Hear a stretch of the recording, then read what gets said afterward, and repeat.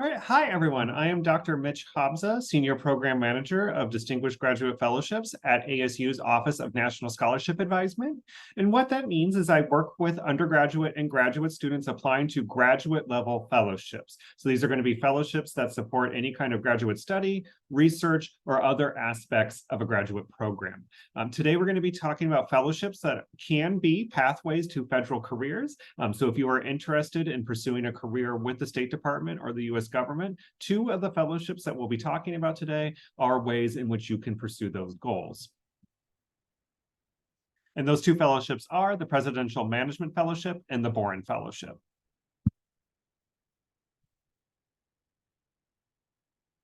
Just as a reminder, we will be recording today's session, and we will be sending out a recording with some notes and other materials and next steps at the end of the session, or sometime after the session has concluded.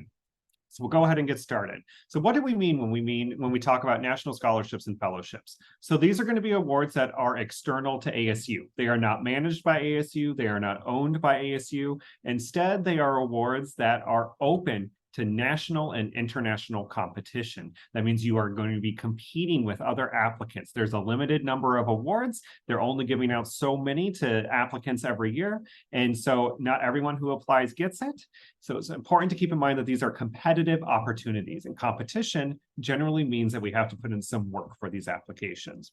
They are merit-based as opposed to needs-based. So both of the awards that we're talking about today are awards that are looking for certain kinds of leaders, certain kinds of individuals who can help fulfill certain goals.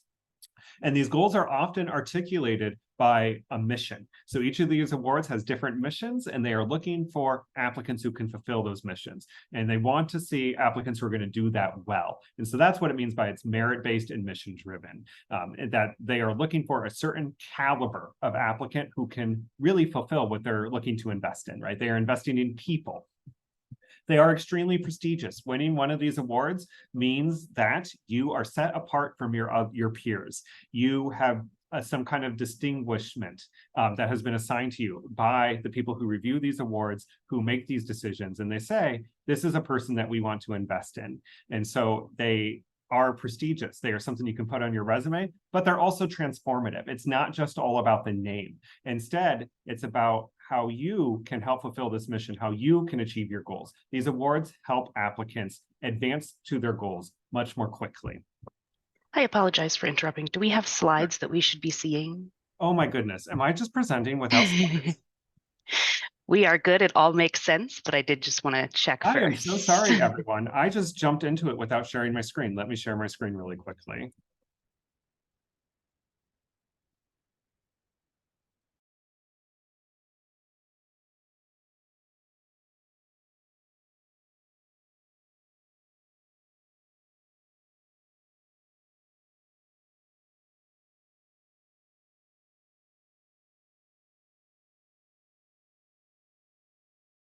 All right, this is the slide I should be on right now. So we haven't missed much. I think we just missed the entry title. So here we go. That's just what I went over. Do apologize for that, everyone. And so what can these awards provide? They provide funding. So some of these awards are going to provide a certain amount of money to be able to achieve something. The Boren Award provides a certain amount of money to study abroad. It provides access to opportunities. So the PMF, for example, is access to being eligible to apply for certain positions within the US government. They provide experience. So both of these awards are experiential. The PMF is focused on giving finalists and fellows experience with working for the US State Department, two-year appointments, which we'll talk about soon, but also the Boren Awards are about an experience overseas. So it's learning a language abroad, learning about a cultural abroad, and also potentially conducting an internship or research abroad. And we'll talk more about each of those awards in detail later. They provide training. So the PMF specifically provides up to, I think, 160 hours of specific training to its fellows. And they also provide status. So thinking about, again, what distinguishes you from your peers is winning one of these awards. It's something to put on a resume, and it will take you places. It will make you noticed.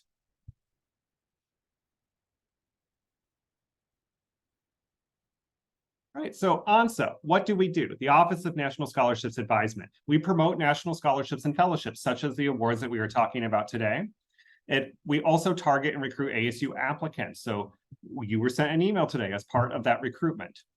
We advise ASU students and alumni through application processes. So instead of just focusing on the information sessions, such as what we're talking about today, we also work with you on the application process. This looks very different for PMF than what it looks like for Boren, and we will distinguish between those two application processes today. But overall, if an application requires written components or any kind of nomination process in which the campus has to say, we have reviewed these candidates' applications, we are saying that they are eligible for this award, we nominate them.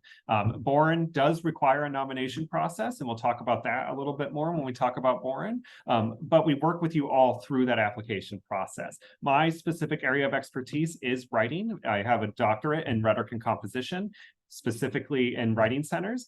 So I do a lot of one-on-one work with applicants on their writing when an application requires written components. And we also develop programming and curriculum for ASU students. So for example, our director and I co-taught a class on writing for the Honors College this past spring, but we also have a lot of other programming. For some of our awards, we have programming on our Canvas course about how to work on the awards, some brainstorming activities, other kinds of materials to get you started. And we have other kinds of curriculum and workshops too. Each of these varies from award to award. And again, PMF is very different from every other award we work on. So a lot of this does not fit for the PMF application. And I just want to make that clear from the get-go. Right, so before we start talking about the awards, I just want to share a couple of facts. So number one, these awards are very competitive. So this is something I've already mentioned, but it's important to discuss this in a little bit more detail. So what do we mean by competitive? Yes, there's a high number of applicants applying to these each year, and there's a low number of awards given out each year. But this varies from award to award, and it also varies on what kinds of applicants that they're looking for. But overall, it means that you may apply and you may not get it, and that's okay. Many times I have worked with excellent students who have applied for these awards and they don't get it. And I've worked with excellent students who do get it. And sometimes it's out of our control whether someone wins an award or not. So it's not a reflection on your own abilities or self-worth. It's just something to know entering into the situation. What makes these really rewarding to apply for? Because maybe you're like, if it's so competitive, why is it worth it, right? Well, here's why it's worth it. To get practice with explaining who you are and what you're about to a broader audience, that's something that is a skill that you should be able to develop through professionalization. Going through the PMF process, you can reapply to PMF. So even though it's highly competitive, you may not get it the first time.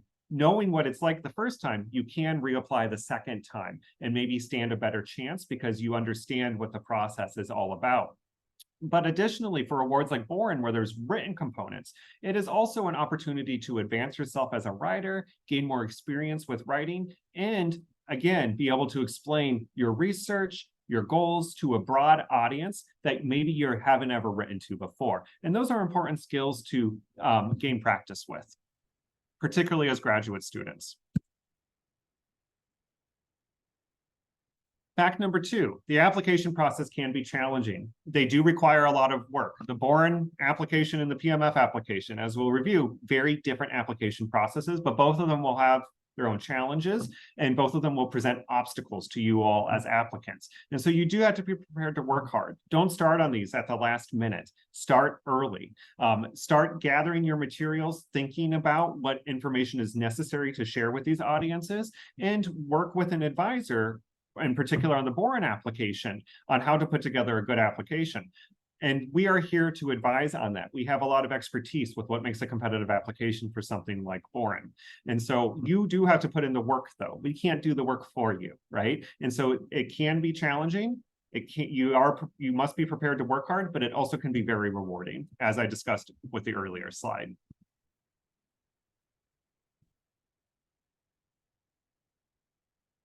All right, we are here to help. A lot of people are here to help you, right? So you're not in this alone. Don't go it alone. We can help you with different aspects of the application, and I'll discuss that further between the PMF and the Boren, but we are here to support you. We want to celebrate your submissions with you. We want to celebrate your successes. And even if you don't get it, communicate that to us as well. Because again, we're all about celebrating the attempt. It takes a lot of work to put in one of these applications, and that should be celebrated, and we want to celebrate that work for you. But everyone is here to help. Please also communicate to your faculty mentors. Please communicate to your other support networks about what you're going through in the process and how they might be able to help you succeed at that process. One of the things that my old faculty advisor used to tell me and other students in the space in which we worked was, don't suffer in silence, right? Please communicate your needs and seek help from others when it is available, and it can help you succeed at your goals.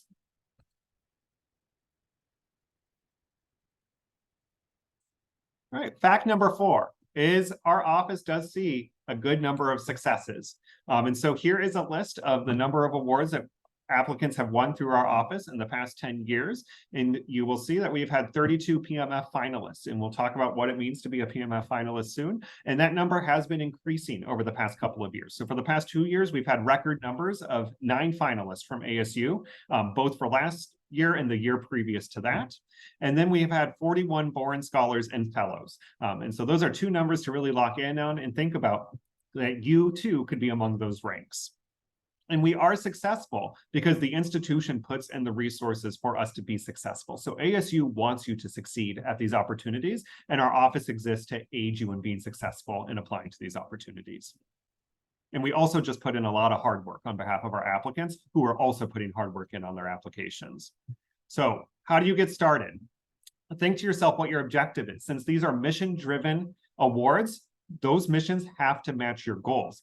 You're not interested in federal careers, then these awards that we're talking about today might not be the best fit for you, right? There are other awards out there that might be a better fit for your goals. And so you always start with your objective.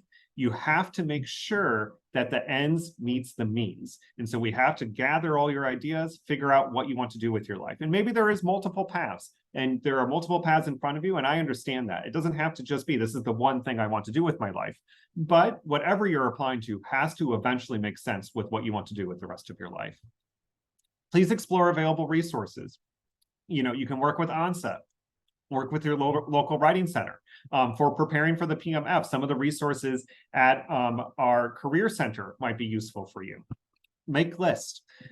Come up with which awards you want to apply to. There are awards beyond the 2 that we're talking about today. We'll provide you with some resources at the end to find other awards for graduate students, but also make lists of your different goals, different opportunities, different ideas that you have for the applications. Seek advising, both from us and from your faculty mentors, and craft a timeline. Figure out, what do you need to do to be able to put together the best application you can among all the other things you're responsible for within a semester.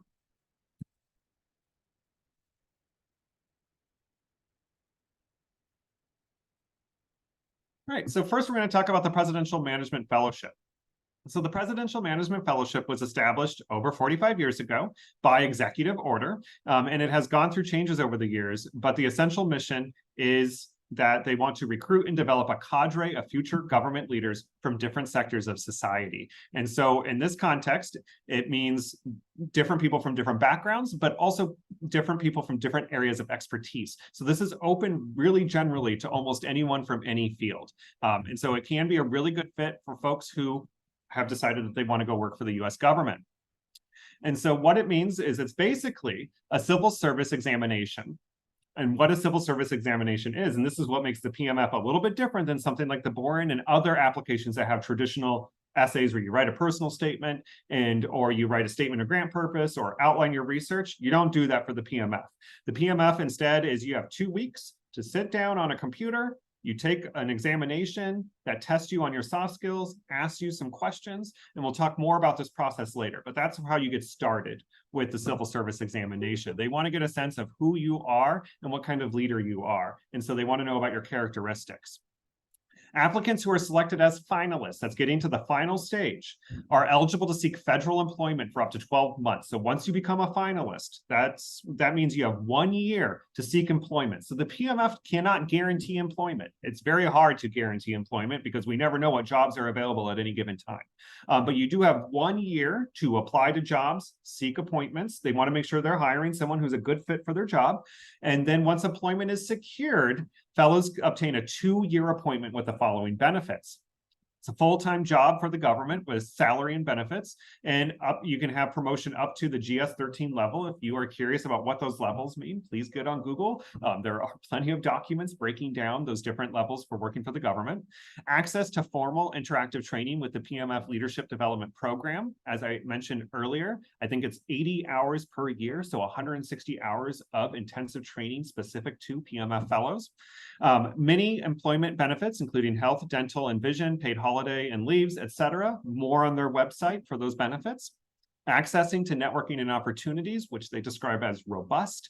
Optional rotational opportunities, so you have the option to move between different positions. You don't have to be in the same position for 2 years.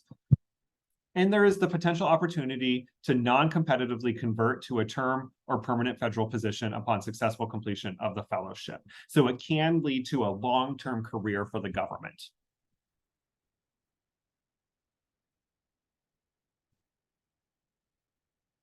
So here are some of the eligibility requirements. You must be a current graduate student or recent graduate student. So this isn't something that you apply to before going to graduate school, and it isn't something you apply to in the middle of graduate school. Current graduate students must complete all of their advanced degree requirements, including thesis and dissertation, by August 31st, 2024. So that means you have to have everything done. You have to be finalized with all of your graduate programming by August of next year. So you can plan a little bit ahead. If you are a recent graduate, you cannot have obtained your advanced degree prior to September 12th, 2021. So you can see that there's a window here in which you can apply. You apply right before finishing your graduate degree. You can apply as you finish it, and you can apply after a couple of years after you finish it. And you can reapply multiple times. So that's something to keep in mind for your plans. If you don't get it the first time, try reapplying again. You can also reapply as a finalist. So if you are selected as a finalist and you are having a tough time finding a position, you can reapply, but they will take away your finalist position at that time. So that is something to consider if you are thinking about reapplying. If you are selected as a finalist, selected as a semifinalist, you can also reapply. And all applicants must be eligible for legal employment within the US. So I want to be really careful with what that language means. They do not say that this is limited to US citizens. They do say that if you are an international student who has an eligible work visa, and again, they give more guidelines about what that means on their website. I do not provide any guidance on visa issues. But if you do have an eligible work visa, you can apply to the PMF. However, they do say on their website that there are very, very limited opportunities for those visa holders. And so there may not be many eligible positions for you to apply to if you become a finalist as someone who holds a visa and is not a US citizen.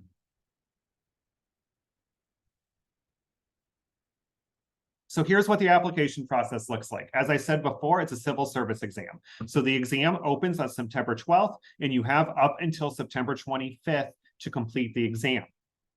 And so there's going to be 2 online assessments. They say it can be done within 2 to 3 hours, and that you can pause between certain steps. You can't drop it at any time, but there are certain steps in which you can bookmark it, save your progress, and come back to it later. So you don't have to do it all in one sitting. They also ask that you submit additional documentation, such as your resume, transcripts, veterans preference, reasonable accommodations if necessary. And they do want those transcripts to have specific information on them. Some transcripts do not have that information on them. And so you do have to get a letter signed by someone saying that the transcripts are legitimate, and that documentation also provides the additional information that they're looking for. And there's more information on the PMF website as to what they require in those transcripts. And we do provide a template for getting that letter together and having someone sign it. And we will include that in the materials that we send out after the session, which will be sent out sometime either this week or next week.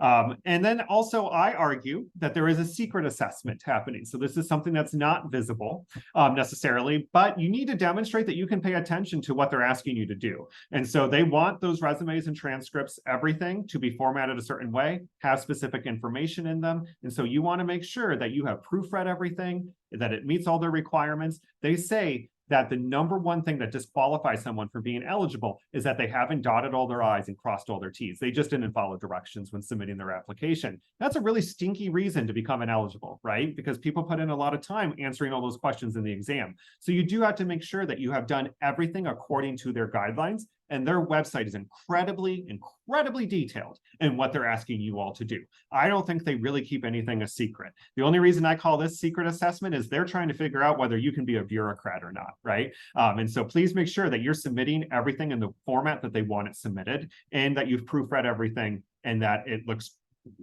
clean, crisp, everything that they want. The applications are reviewed for eligibility, complete applications. Sometimes things aren't complete. Again, you have to demonstrate you're detail-oriented, and assessment results. And so they're looking for certain soft skills, such as being detail-oriented. And they have a list of all those other soft skills on their website of how they evaluate applicants in those exams. If you are declared to be a semifinalist, they will notify you and they will invite you to an interview. You must schedule an interview with a time in which you are available. They rarely ever reschedule those, and it has to be an emergency. So if you are contacted to be a semifinalist, make sure you are available for the time that you say you are available. And then you will conduct a structured interview. And so they describe this in greater detail on their website. They even provide some sample questions, but you will be asked questions such as, describe a situation in which you are dealt with individuals who are difficult, hostile, or distressed. What did you do in that situation? How did you resolve it, right? So they're trying to get a sense of who you are, what your values are, while you're working in an interview with them. So it's answering those kinds of questions, giving them a sense of what your characteristics are. And then once finalists are announced and they notify everyone and say, you are now a finalist, then that's when you have 1 year to seek appointments in government positions to become a fellow.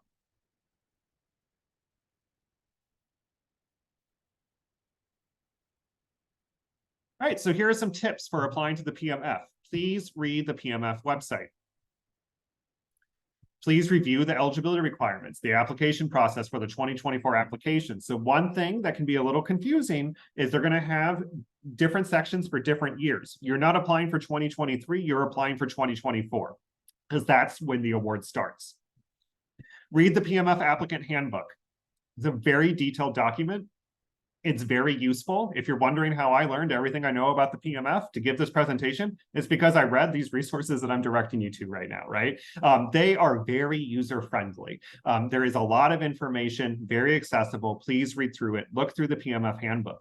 Review their extensive FAQ. There's a lot of information in that FAQ. If you have questions, look and see if it's been answered in the frequently asked questions. Please consult their resources webpage. They give you more resources. They even have slides from past information sessions. So unfortunately, all of their information sessions have ended. They don't record them, but they do post the slides on their website. They do run their information sessions throughout August. And then again, think like a bureaucrat. Demonstrate that you are detail-oriented when you upload precise documents that meet their requirements. All right, so the next award that we're going to talk about is the Boren Fellowship. So Boren Awards support the international study of languages deemed critical to U.S. national security for anywhere between 12 to 52 weeks. So the Boren Fellowship has identified a number of languages that are of critical importance to national security. And so the U.S. State Department wants to send graduate students out into the world to learn these languages, to engage with the culture of these host countries in which these languages are used and spoken, and to come back to the U.S. and use this knowledge within the State Department to be able to improve U.S. national security. And we will define what they mean by U.S. national security in a little bit, but quick preview, it's a very broad definition of what they mean by that. Applicants choose from a list of languages and countries. So there are certain countries that they want you all to go to. There are certain countries that are off limits that they will not support research or study in, either because of national security concerns or because it's easy for Americans to gain access to those countries. So for example, you cannot go to France, Spain, Germany, the UK, Australia, New Zealand through a Boren. Those are not areas that are considered critical to national security. Instead, they would like to support students learning Chinese in Taiwan. They would like to support students learning Russian in one of the Eastern European countries, excuse me. So think about what languages could you be interested in learning. You do not need to have proficiency in these languages. If you're like, I've wanted to learn Russian, never learned it, that's okay. Boren can be a pathway to getting started with learning Russian. Boren fellowships also include the option for research or an internship abroad. So there is a difference between a scholarship and a fellowship. And this is important to note when you look at their website, because they do not have separate sections for the scholarships and for the fellowships. The scholarships are just for undergraduates. The fellowships are for graduate students. When you are a graduate student applying to a fellowship, you are given significantly more flexibility with what you can propose to do. And so graduate students who apply as fellows can, the core objective is to study a critical language in a host country that's on their list, but you can also add on research or an internship. You don't have to do that. Those are optional, but you are given the flexibility to do so. So if you're like, wow, I would really like to conduct research while learning Russian at the same time in one of the countries that supports Russian study, you can do that through a Boren. Boren fellows are required to commit to 1 year, 12 months of service to the federal government. So here is the reason why this is included in this presentation. This is how this can be a pathway. And so it is service to the federal government that can be fulfilled in a number of different ways. It can be seeking out a career in the federal government. It can be military service. It can also be applying and going to a foreign country through the Peace Corps. It can also be working for the National Science Foundation. So there are many different ways in which you can fulfill this requirement. And it can also be internships. There are other examples out there, and we are happy to talk about that with you individually in an advising session. What could be a good idea for you? What do you want to propose? But that is a broad way to fulfill the service requirement, and it is just 12 months. And Boren Fellows also have the option to apply for up to $12,000 for domestic summer intensive language courses before you start the fellowship. So before you even go abroad, you can go ahead and kickstart your language study. It does have to be in person. You can't do language study online, but if there is an in-person language program that you would like to attend during the summer before you start the fellowship, you can get up to $12,000 to fund that.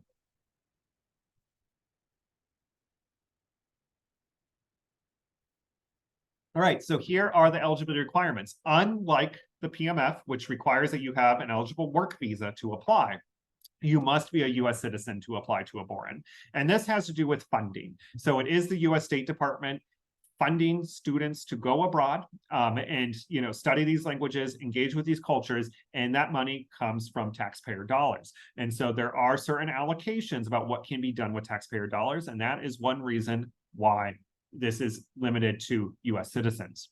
Overseas programs must be outside of Western Europe, Canada, Australia, or New Zealand. And you cannot be a citizen of chosen host countries. So if you hold dual citizenship, you cannot apply to a country in which you hold dual citizenship. And you must be matriculated in a graduate program for the duration of the award. So this is not something that you do as a post-graduation opportunity. So if you are completing your master's, if you're in your second year, not going into a PhD, Boren may not be for you if you're thinking about graduating like this fall, for example. However, if you're graduating next spring and you'd like to go on a Boren, there are ways in which we can pause graduation. We work with the registrar so that you can go and complete your Boren, and then when you come back, you graduate. So there are little windows of opportunity, and that's something that we work out with on an individual basis. So if that's a concern, come and talk to us in November about your Boren application, and we can figure out how that all comes together. And the duration of the award is flexible. So they have two different funding amounts for the different durations. So one is for 12 to 24 weeks. You get $12,500 to go abroad, do what you need to do. And they prefer, though, that folks do an extended fellowship. And so that will be 25 to 52 weeks, and that's $25,000. And you have flexibility to propose what you want to do. So you get to choose the language, you get to choose where you study the language, you get to choose how you're going to go about studying the language. That could be coursework, that could be, you know, an intensive language program within the country. It's up to you to find those and think about how that could work. And then you propose how long you want to do that. And you also get to decide whether you want to include a research opportunity or an internship within that plan. I'll also add that they have flagship programs. So for example, there's a flagship program to study Swahili in a select area in Africa. And that is something that's already put together. Don't have to plan that. You just apply directly to the flagship program. So you may also want to look at the flagship programs and see what already exists, so that if you're not interested in creating your own programming, you don't have to do that. I will also add, with this flexibility, they do have a list of critical languages. However, they do say that if you want to study an indigenous language that isn't on the list, you have to really make the case that it's critical to national security for you to learn that language. So there's additional flexibility with the languages learned. However, they do not support the study of languages of things such as Spanish, French, German, because those are languages that you can gain easy access to as a US citizen, and that you can learn about those on a typical US campus, right? So this is really giving access to languages that aren't traditionally taught on campuses across the United States. That doesn't mean you can't go to a Spanish-speaking country. There's some nuances there, and we can talk about that in the Q&A or in a one-on-one advising session. All right, so the Boren application process. You can select the language and country in which you will study the language.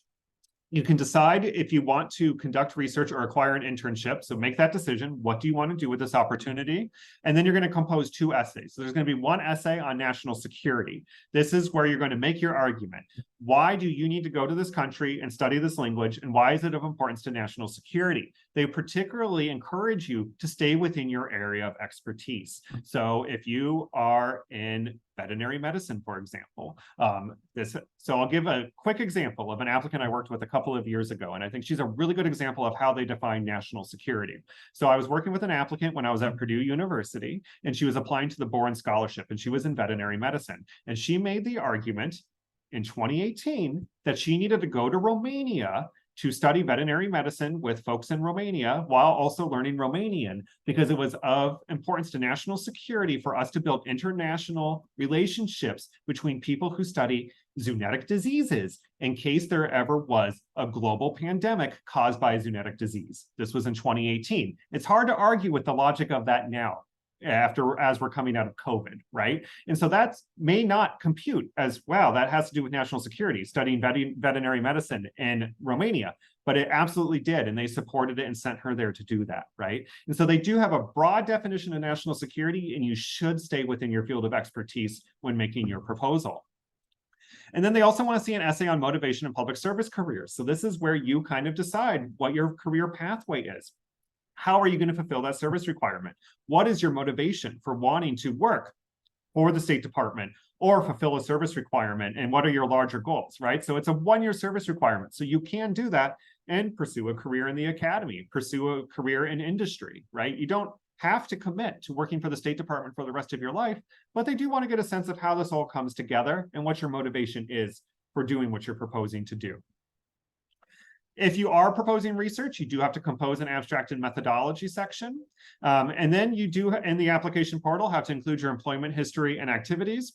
You also have to ask for 3 letters of recommendation. And you also have the option to provide language proficiency evaluations. So if you have been practicing Chinese for years and you want to go and advance it through Boren, then you can get a language proficiency evaluation. But if you've never studied Russian before and you want to use Boren to study Russian, you don't need a language proficiency evaluation because you haven't done it before. So again, they're very flexible, but you do have to make a really good case. So this isn't for someone who's like, never thought about this before. I guess maybe I'll do this. Don't really have any real reason to do it. That's not quite what they're looking for, right? But what they are looking for is someone where these pieces come together, fit together, and make sense for what you want to do with your future career. And you do need to have everything ready for our campus nomination deadline, which will be sometime in January 2024. And so what that means is we want to have the application materials as finalized as possible by January. Does mean working a little bit over Christmas break. Sad to say that. But in January, we'll have our reviewers who are volunteers from across campus read over the applications. They'll meet with you for interviews. give you all feedback, ask you questions, and then you have a little bit of time before the national deadline. The national deadline for the fellowship is earlier than the scholarship, and I want to say it usually falls in late January, early February. So here's some tips for applying to Boren.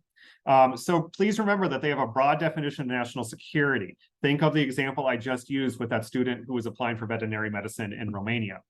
And stay in your lane. Don't go outside of your field of expertise. If you are in cybersecurity, don't suddenly start talking about immigration. Stay within your realm of expertise, demonstrate that you can understand a national security issue within your area of expertise, and the specific chosen country. So this does have to be specific to the location that you are applying to. Your planned career trajectory can be broad. So I have heard from a Boren rep that they're not really looking for someone to say, I want to work in this specific position on the second floor of the Pentagon. They don't need that level of specificity, but it must make sense with the service requirements. So if you're like, I want to go into the CIA, well, it should make sense with your resume and your general career goals, right? They're not really necessarily interested in working with folks who look like they're making a drastic change that doesn't make sense with their overall narrative of their life, right? So it has to all come together in the application. Start drafting early. We encourage fellows to start drafting in November, particularly if you're interested in proposing research. You don't need to start any earlier than that. We have a lot of major deadlines in October that we're finalizing for the applicants working on those awards, and I'll be ready to churn towards Boren sometime in November. Please work on multiple drafts, receive writing feedback. Work with me, work with our other advisors who work on the Boren Fellowship. We do have advisors who do have areas of expertise in certain regions of the world globally. And so they're also willing to help out and give you all some specific regional expertise if you are applying to a region that falls within their realm of expertise. And don't overthink it. Again, don't force something to fit if it doesn't fit for you, right? This isn't an opportunity in which you want to kind of just see if you can bluff your way through it, right? They're going to be able to sense that from a mile away. It all does have to come together cohesively. And, it doesn't have to be a stretch. Sometimes, a pickle is just a pickle. It's obvious kind of how things come together, and you don't really have to overthink it. One thing I will add is, before I move on to talking about writing support from our office, is that graduate students applying to the fellowship have a higher chance of receiving the fellowship than undergraduates applying to the scholarship. The reason for that is probably fairly obvious after I tell you all that. The reason for that is because not many graduate students apply for the award, because of the federal service requirement, right? Many students who are in master's programs are probably pursuing PhDs. Many students in PhD programs are probably going into academia. And so many times that one-year service requirement doesn't quite align with the graduate student's career plans. However, if it does align with yours, you do stand a good chance of getting a fellowship if you can make a convincing case that you want to address something related to national security in a specific country, and you want to study one of the languages that they support. Not saying it guarantees that you're going to win, but you do have reasonably better chances with the fellowship than you do with a scholarship.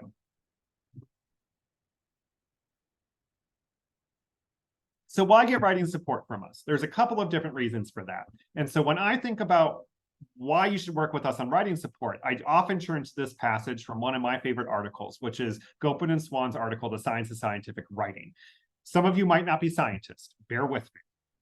They argue that the fundamental purpose of scientific discourse is not the mere presentation of information and thought, but rather its actual communication. And we could say that about any field, right? So if you're talking about your research, writing about something that you are currently studying, if you are really jargon laden, really using a lot of technical terms, that might not be accessible to a lot of readers. It may not matter how pleased an author might be to have converted all the right data into sentences and paragraphs. It matters only whether a large majority of the reading audience accurately perceives what the author had in mind. Therefore, in order to understand how best to improve writing, we would do well to understand better how readers go about reading. And that final passage is what I really lock in on and why this is relevant for fellowships advising. We have access to a lot of resources that you as applicants don't have access to. This is our jobs. This is our career, right? And so we network with the representatives at these foundations. We talk with other advisors from across the nation to get their perspective. We're very collaborative, and we learn a lot about how a successful application can come together, and we learn a lot about how readers read these applications. What do they care about? What do they want to know? What are they going to raise questions about? And so we read your application as from the perspective of how readers for these applications go about reading them. We also read them as generalists. So if there are technical aspects of your application, if it's really jargon laden, we will say this might not be accessible to a broad audience. You need to unpack this a little bit more. You're not writing to specialists. And so that's the kind of writing feedback that we can provide, and it can help you be a successful applicant. So when you're thinking about working on the Boren, again, the PMF does not have written essays. So I'm not talking about the PMF right now, more focused on the Boren and the other applications you can work with us on that have written components. It's important to think about where you can get support from different areas. So for faculty mentors, they are really good at providing you guidance on how to talk about research in your area, right? So if you're writing a research proposal for Boren, work with them on developing that hypothesis, your methods, your methodology, your outcomes. While I can ask you, what are your methods and methodology? And you say, well, Dr. Hobbs said they're this. And I'll say, okay, how does that help you answer your research question? You say, well, here's my answer to that. I can't say, yep, that's perfect. That's a good answer because I'm not in your field. We leave that to your faculty mentors to be able to help you with really solid research design. We're the ones that help you communicate that to someone outside of your field. And so we're genre experts. We can provide guidance on readers' expectations, the selection criteria, avoiding cliches. You don't read these applications for a living. We do. We know what readers have seen 100 times before. You may not, and that's okay, right? So when we say, everyone says they're passionate about their research area, you need to find another way to say that. It doesn't mean that you're at fault for saying that. You don't know that. You do now, right? So don't say that. Everyone's passionate about something. There's other ways to go about being clear about why you care about your research and explaining why it matters. We also help with clarity and compelling narratives. So we're all storytellers by nature in the different fields that we are in our office. And so we help you all come together, put together really good stories that help people understand your personal motivations for doing what you're doing. So the difference between a fellowship and a grant, for instance, fellowships support personal development. They support people. Grants support research, buy some equipment, pay your participants for participating in your study. That distinction is important because what we're talking about today are two fellowships. These are investments in people. And so for the Boren, putting together a compelling story of your motivations to do what you want to do, we're here to help with that too. And then if you do have opportunities to work with your peers, they can also provide feedback on accessibility, clarity, and if they are peers who are also working on a similar application, sometimes for some applications, we do peer review sessions, depending on the number of applicants that we have. They can share ideas, challenges that they're facing in the application, and provide you with positive encouragement. All right, so finally, I know that I'm really hitting this point hard, but I do want to make it clear that we provide comprehensive support. Here's another reason why working on these application essays can really advance you in understanding who you are and understanding what your goals and motivations are. So we will provide a lot of guided deliberative reflection. Why does that matter to you? Why do you care about that? Tell me about a moment when you started thinking about this differently, right? And that might not be content you can come up with on your own. You've just been living your life, and we're here to help you unpack it and think about what's interesting to an outside audience. We will provide you with more practice with explaining your research to a broad audience, which I've already touched on when talking about the Boren. It's a good way to sharpen your writing skills through multiple rounds of revision and feedback. A first draft does not make a good final draft. We don't ask for any apologies or explanations for what's in a final draft or first draft. The only time we ever apologize for a first draft is when we try to submit it as a final draft. And so if you really want to succeed at these applications, you're going to go through multiple rounds of revision and feedback. And it can open more opportunity to discuss your goals and research with mentors who write your reference letters. PMF does not require reference letters. Boren does. And so Boren does offer the opportunity for you to sit down with your mentors, have a conversation with why you're applying to Boren, and those conversations help them learn more about you, and that feeds into any other letters that they're going to write for you after the Boren, right? So good way to start building and continue building those relationships. All of these benefits can positively transfer to other aspects of writing. So here I say graduate school applications. For example, master's students who are applying to PhD programs, these kinds of applications can help feed into the kinds of narratives that you share in a graduate school application. It's not direct translation, but these writing skills can translate into that. If you're a PhD student who's going on the job market, this can also translate into going on the job market. Because again, you have to explain who you are and what you're about. Working on a PMF, if you get to that semifinalist stage where you have an interview, good interview practice, right? So there's different aspects of these application processes that can feed into other things that you do in your life. These are not isolated things. They are connected to other things you can do.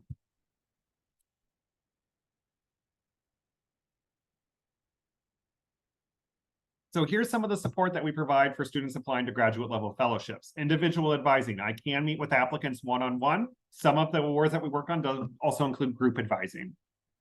If an application requires an interview and you are invited to give an interview, we can try to set up a mock interview. Sometimes the turnaround on that is really quick. They say, we're interviewing you next week. We'll do what we can to find someone who can sit down and work with you on a mock interview. They may not be the questions you're going to be asked in that interview, but it is a good way to get your nerves worked out. You know, it's kind of nervous talking in front of people you don't know, you know, so we can help you work through that. And we can also point out things you might be doing in the interview, you know, working on your camera angle, lighting, those kinds of things. That's the kind of feedback we can give. We also provide writing workshops and support. I have talked about that extensively, so I'm not going to continue talking about that. Peer and individual review for certain awards, and we provide support for most graduate level awards. So if you go out there and find an award I've not talked about today, and it's an external competitive fellowship or grant, talk to me about that, and we can talk about how our office might be able to support your application. The earlier you contact us, the better. So here's your next steps. Please research the awards that we talked about today if you're interested in applying to them. Reflect on your purpose in applying. Make sure your purpose matches their mission. Make list. When is everything due? What else do you have to plan out? What are your goals? What are your objectives? What do you need to include in the application? What do you need to take care of? Note eligibility criteria and the timelines. Make sure you're eligible. Make sure that you have enough time to complete the application.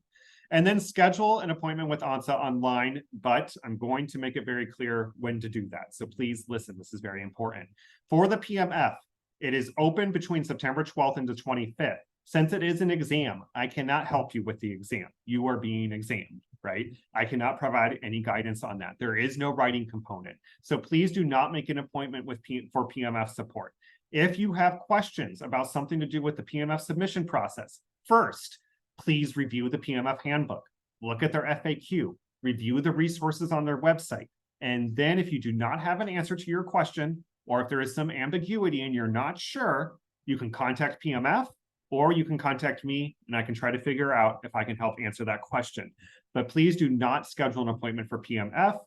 We will not have a lot to talk about because I can't help you with an exam. The Boren is due in January. If you are interested in applying for the Boren, please make an intake appointment in November. So we will be opening up those appointments in November. Please do not make it any earlier. Lots of deadlines I need to work on with other applicants before I turn my attention to Boren. So the best time to talk with me about Boren will be in November.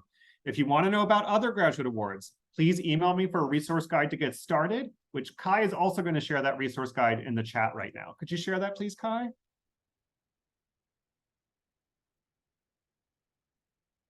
And so that resource guide contains a number of databases, instructions on how to use Pivot, lots of resources to get started with finding awards. If you make an appointment with me and you do not say that there are specific awards you're thinking about applying to in that form, I will postpone the appointment, email you this resource guide, and ask you to start here with finding awards. The reason for that is that there are lots of awards out there for graduate students. It is immense. And so part of your professionalization as a graduate student is to learn how to navigate these resources and use them to find awards that match your goals. Because remember, objectives and missions always have to match. You know your goals better than I do. So please use these resources to find awards you could be interested in, and then contact me when you have a list of awards you'd like to talk about, and we can figure out when's the best time to meet and work on those applications if our office supports those applications. Right, I am done with my, oh, I have one more thing to share, I think.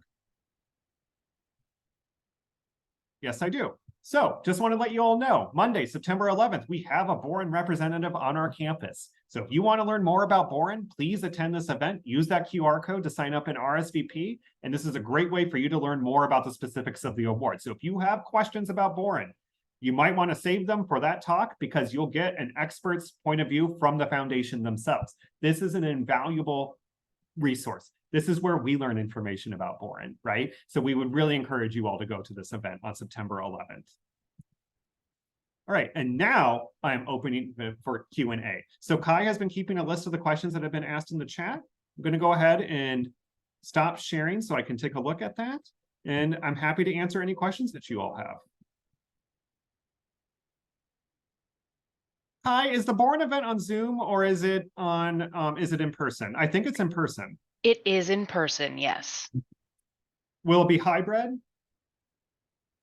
I have not heard anything about it being hybrid. I don't believe we have the opportunity for that. Okay, so it's just exclusively in person then. Correct. It also is on the Tempe campus as well. It's on the Tempe campus. Thank you. And all that information is in that QR code I shared, which can also be found if you just go to the ONSA website. That's onsa.asu.edu. You can go to our events page and find the event there.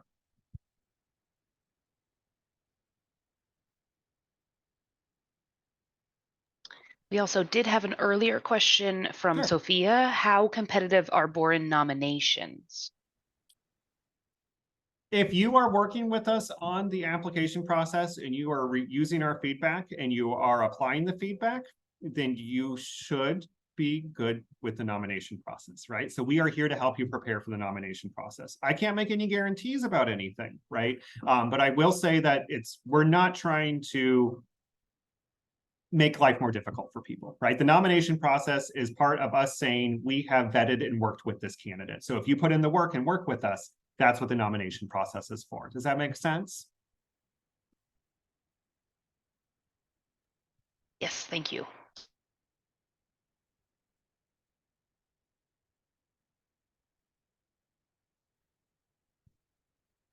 Let me see. I'm getting the document open where there's questions.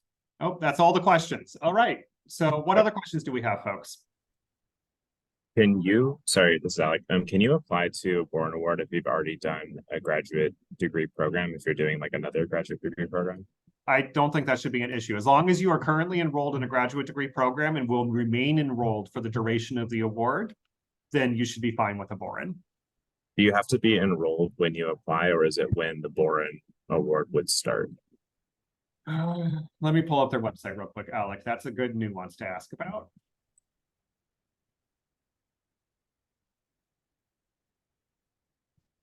So they have a section on matriculation and academic credit on their website. Okay.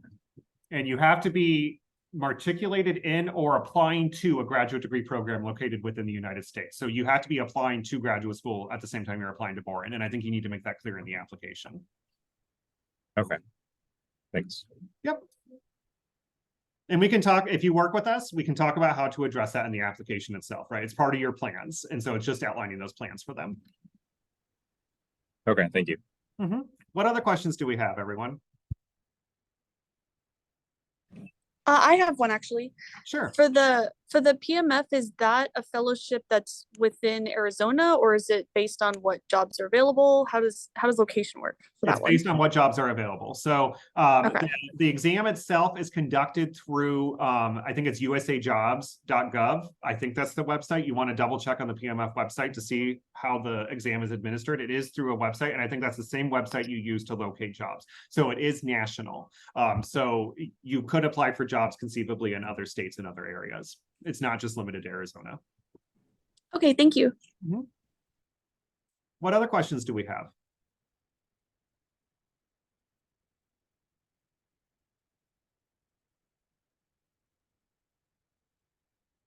All right, is anyone thinking about applying to either of these awards? I have a quick question. I completed my Boren fellowship last year, and I want to like complete the service requirement.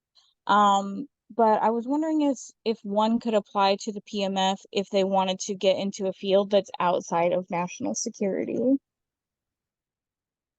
Yes, you can apply to the PMF outside of national security. So the PMF does not require you to work in national security. It's literally working for the government. There is many, many different ways you can work for the government. And congratulations on your Boren, McKenna. Yeah, Dr. Habza, to answer your question, I mean, I'm kind of starting this process of just attending a bunch of these ANSA things to kind of narrow and sort of read up on what you have on your website and sort of narrow sort of which ones fit what I'm interested in. On the one hand, the PMF is something that I've had my eye on. I think there are PMF people that work in the White House. I know it's been listed on their website. And then the Boren one sounds really interesting because I was thinking of writing my thesis on sort of China. And so anyway, as a Barrett student, but so anyway, and I know, you know, the graduate versus undergraduate thing, but I am thinking of getting a PhD. So anyway, so that's sort of where I'm at with this. Okay, thank you for sharing. Did you have a question you wanted me to answer? No, just you had said, is anyone thinking of applying? So I was just. Oh, okay. Yeah. Thank you for sharing. I'm glad that you're thinking about applying. I just wanted to make sure if you had a question that I answered it. But yes, I think, you know, thank you for joining us at our events. We do appreciate it. And, you know, and let us know if there is something that you'd like to apply to, and we can work with you on that application.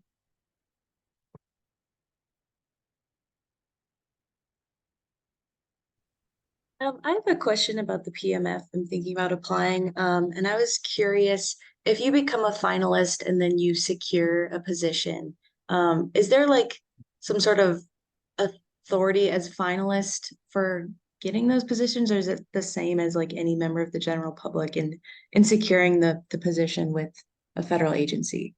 That's a good question, and I would encourage you to look at the FAQ to see if they give a clear answer for it. To the best of my recollection, I don't think they give a clear answer for that. I don't think they say yes or no to that. Does that make sense? My sense of it is I don't think, and don't quote me on this, that they prioritize fellows for those jobs. But I don't think it hurts either.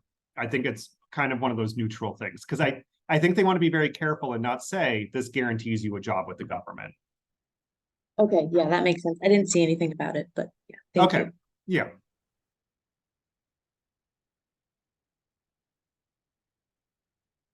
What other questions do we have?